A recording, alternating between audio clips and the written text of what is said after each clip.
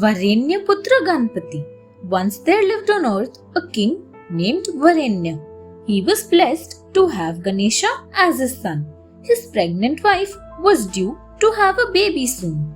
Knowing this, Ganesha told his mother, "O mother, I should leave for earth and be born as a son to King Varenya."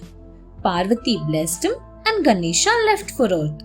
Upon reaching Varenya's kingdom, Ganesha found out that the queen had delivered a baby and a maid had kidnapped the baby while the queen was sleeping. Ganesha took the place of the missing baby. But Ganesha had a strange appearance. He had 4 hands and a trunk.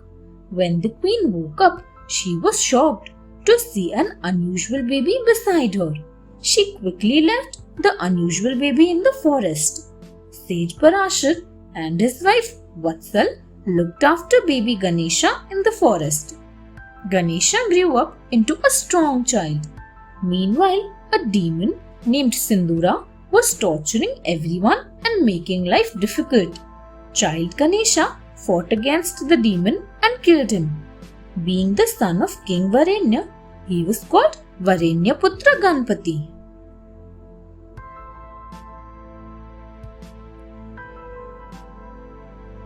Dacoit Viprad repents. There was once a dacoit named Viprad. He had robbed many people and troubled every passerby. But soon he started feeling guilty about his deeds. So he approached a sage named Mughal. At first, Sage Mughal was terrified to see a dacoit approaching him.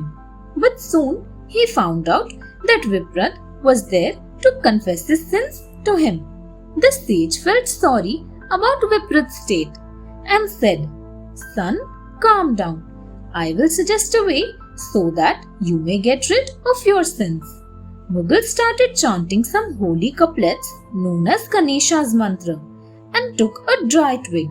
He then fixed the twig on the ground and asked Viprad to chant the Ganesha's mantra after him. He asked Viprad to learn the mantra and take care of the twig as if he was taking care of Ganesha's idol. He said, "Viprad, pour water respectfully over the twig daily and chant the mantra. Perform this holy ritual with full dedication. Soon Lord Ganesha will bless you."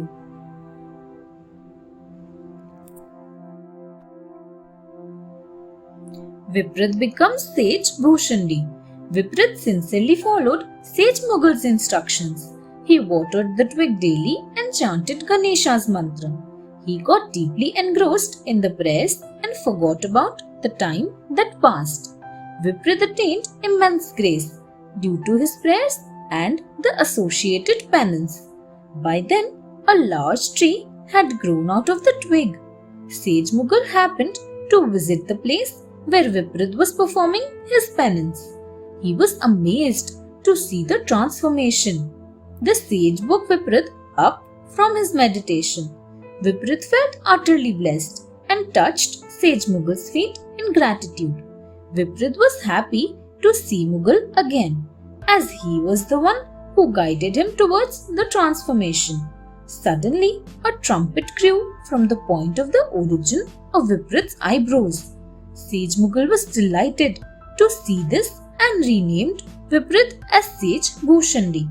The trumpet was a symbol that Ganesha had forgiven Viprad and blessed him.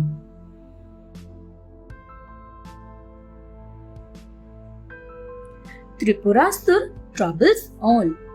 Sage Grutsamad was cursed to have a demon child named Tripura, who had Ganesha's blessings.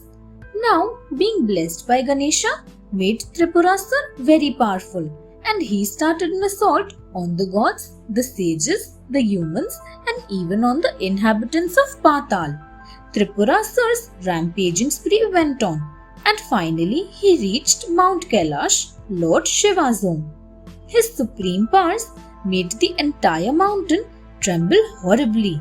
Having made a favorable impression on Shiva, Tripurasur was asked to state his wish.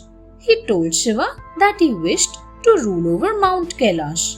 Shiva moved to Mount Mandar after handing over Mount Kailash to Tripurasur. But this did not satisfy Tripurasur. He kept on bothering and disturbing the sages, who rushed to Narad for help. The sages were told to invoke Lord Ganesha. Ganesha promised them that he would destroy Tripurasur and save them. Turning into a Brahmin, Lord Ganesha went to Amravati to deal with Tripurasur. Thanks for watching. Do like, share, subscribe to Sahil Book House.